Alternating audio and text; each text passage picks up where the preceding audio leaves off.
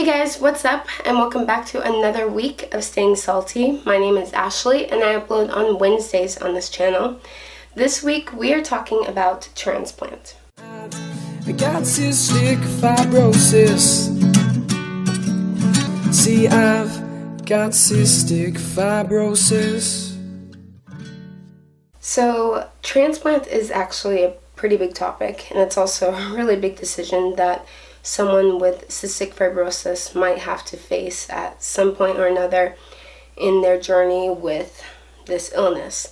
I've actually had to experience the talk of transplant and actually being put on the list for transplant. But for me, this wasn't for my lungs, it was actually for my liver. Now, when the talk of transplant comes up, a lot of people automatically assume that it's for the lungs, like for those with cystic fibrosis. But cystic fibrosis, it can affect several different organs throughout the body. It's not just the lungs. So for me, it was my liver. And the reason why this came up was because in 2015, I was diagnosed with cystic fibrosis liver disease. And this came out of the blue. It was very unexpected.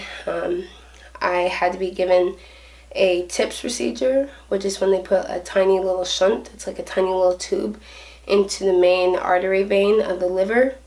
And this is because the blood couldn't flow properly through the liver, so it backed up to my esophagus, which caused me to bleed internally. So the TIPS procedure helped the blood to flow correctly with the cycle of to my heart and through my liver and how it's supposed to flow. If you guys want a really more detailed video about the year of 2015, I'll link down below my story time of my whole experience that I've talked about on my channel.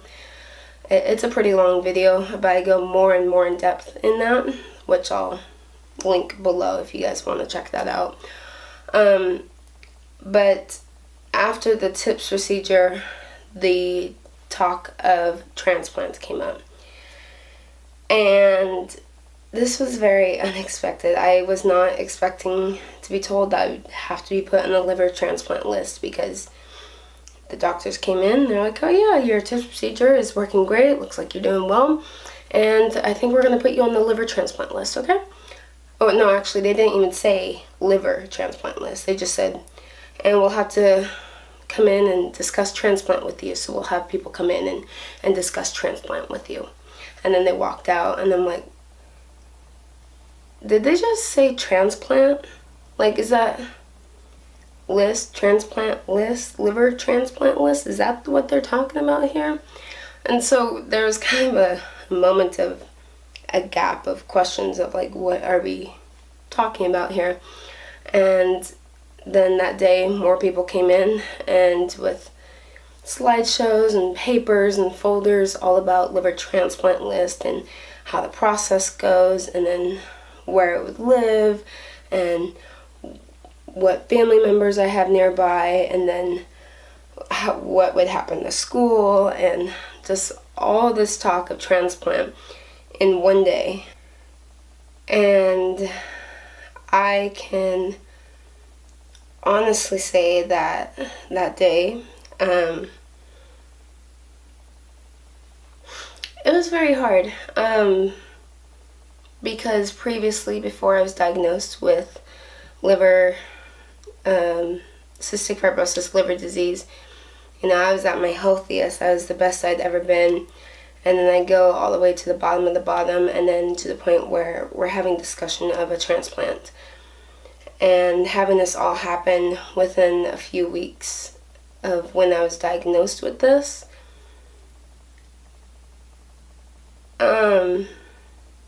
it was very overwhelming. There wasn't anything really comforting about that week, or about that day when I received all this information, that I would have to be put on the transplant list. It wasn't really like I did have the choice of opting out if I didn't want to be on the list. But at that time, it made more sense to be put on the list just because of how damaged my liver was and the state that I was in at that moment. So it just made sense to be put on the liver transplant list. So I did have the ability to say yes or no, but I did say yes. But it wasn't an easy... Gosh, I don't like talking about this. It wasn't easy to say yes to, just because there's a lot of things that were uncertain about just the whole procedure, and I was towards the very, very bottom of the list. But even though I was towards the very, very bottom of the list, if I had received a phone call, I would still have to make the decision of if I wanted that liver or not right then and there.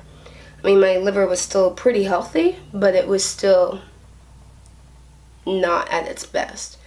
So I had to be prepared for if I got that phone call, would I say yes or would I say no? It definitely put a lot of things into perspective of how it would affect my life of if I needed a transplant. And I would have to say that out of the whole experience, during that time, my friends who had CF definitely were able to support me during that time, and so were my family members and my friends. Oh gosh.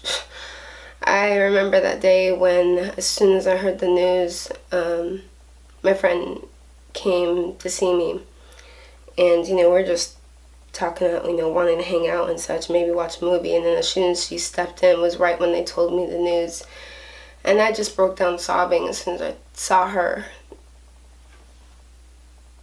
And she was the first person that I told, saying that I would have to be put on a transplant list. And having those words come out of my mouth, it was scary. So the talk of transplant and the decision to if you want to be put on the transplant list or not, it's not an easy decision, and it's not something that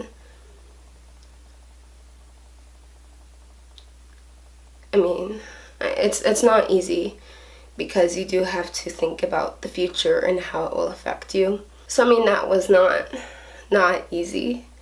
The first few weeks of just learning about transplant, and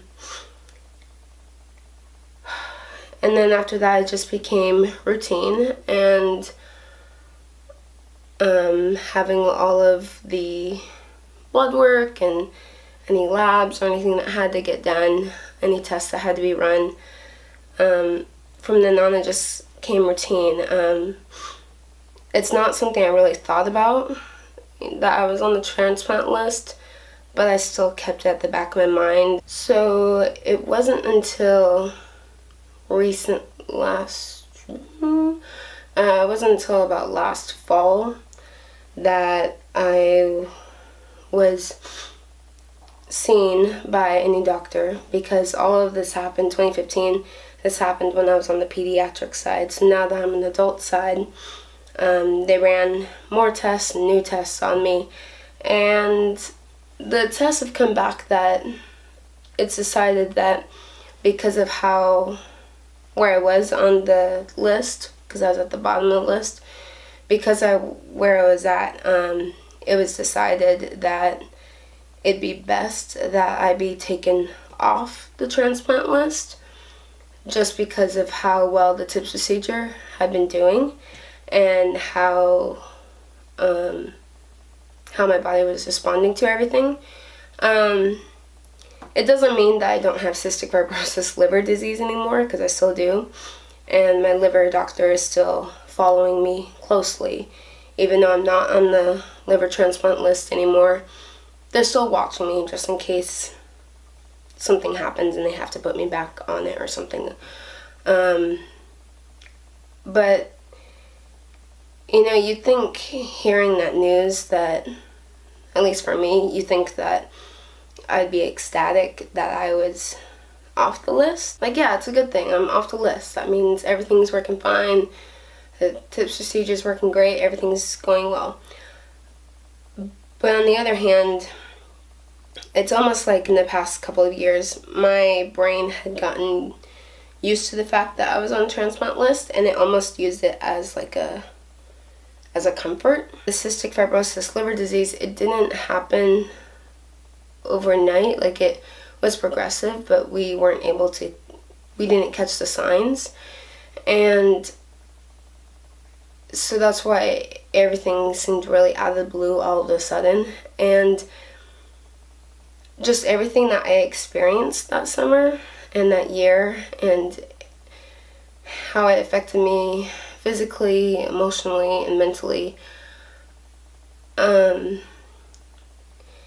it was very scary when my ammonia levels elevated. It was very scary when I was diagnosed with cystic fibrosis liver disease. There are so many flashbacks and memories that I had that I never want to relive again.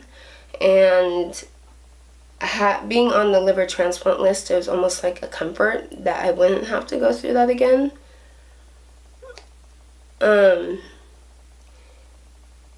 And the thing is, before I was diagnosed and when it came out of blue, and the reason why he didn't catch the signs is because all the tests were coming back fine.